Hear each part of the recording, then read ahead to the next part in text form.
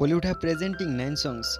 दोस्तों, आज का इस वीडियो शुरू करने से पहले अगर आप लोगों ने हमारे चैनल को सब्सक्राइब नहीं किया तो सब्सक्राइब कर लीजिए, क्योंकि आज का इस वीडियो को आप लोग ज़रूर पसंद करोगे।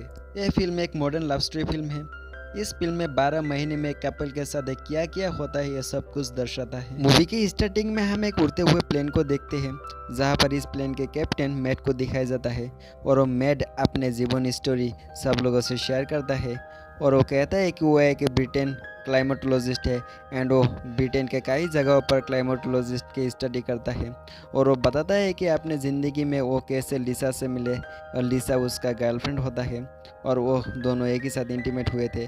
और वो बताता है कि वो लिसा एक कॉलेज स्टूडेंट है, इसीलिए एंड एक रॉक एंड रोल पार्टी में वो दोनों मिले थे एंड वो दोनों इंटीमेट भी हुए थे। लेकिन लिसा मैट को सुबह उठकर बताता है कि उसके काम के सिलसिले में उसको इंटरव्यू देना पड़ेगा, इसीलिए उसको बाहर जाना पड़ेगा। एक कहकर वो बाहर चले जाते हैं। दूसरी तरफ मैट को दिखाया जाता है, जहाँ पर हम देखते हैं कि मैट अपने दोस्त के साथ ब्रिटेन के एक शहरों में क्लाइमेटोलॉजिस्ट की स्टडी करने के लिए वहाँ पर जाते हैं और वहाँ पर जाते जाते अपना स्टोरी बताता जाता रहता है। और वो बताता है कि शाम को जब वो दोबारा मिले थे तब लिसा उसके सामने आकर डांस करने लगा था, इसीलिए मैट भी खुश होकर बाहर जाके डांस करने लगी थी और दोनों डांस करने के बाद दोनों पूरी रात भर इंटीमेट हुए थे। और इसी तरह इन दोनों का रिश्ता चलता रहता है और दोनों काम की वजह से दोनों अपने घर से पूरे दिन दूर रहता है और दोनों दोबारा मिलने पर पूरी रात भर इंटीमेट होते हैं और समय समय पर लाइव कॉन्सर्ट पे भी चले जाता है और मौका देखकर ये दोनों वहाँ पर भी इंटीमेट होते हैं। फिर सीन शिफ्ट हो जाता है और हम देखते हैं कि मैट के एक टूर के लिए लिसा एंड मैट दोनों स्पेन में जाते हैं। वहाँ पर जाने के बाद दोनों एक दूसरे की बॉडी को क्लीन करते हैं एंड एक शावर में नहाता है। और वहाँ पर एक बीच में जाके मैट लिसा को बताता है कि लिसा से मिलने से पहले वो एक होपलेस था, लेकिन अब वो चीज़ों पर यकीन करने लगा है।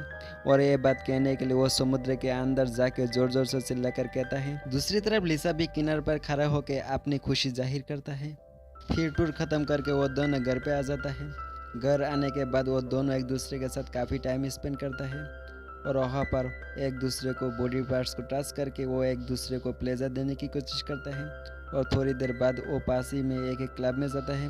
क्लब में जाने के बाद वहाँ पर वो दोनों एक लेप डांस देखते हैं और दोनों घर आके लेप डांस का रोल प्ले करता है। फिर से शिफ्ट हो जाता है और हम मैट को एंटार्क्टिका में एक कैंप लगाते हुए एक सुनसान जिंदगी जीता हुआ देखते हैं।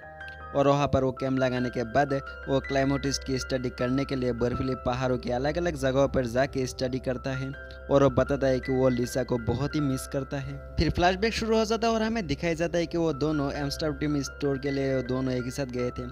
वहाँ पर जाने के बाद लिसा उसके सामने बहुत तरह के कपड़े पहन के उसके सामने इंजॉय किए थे। वहाँ पर वो दोनों एक ही साथ शॉपिंग भी किए थे और दोनों एक ही साथ ड्रग्स भी लिए थे।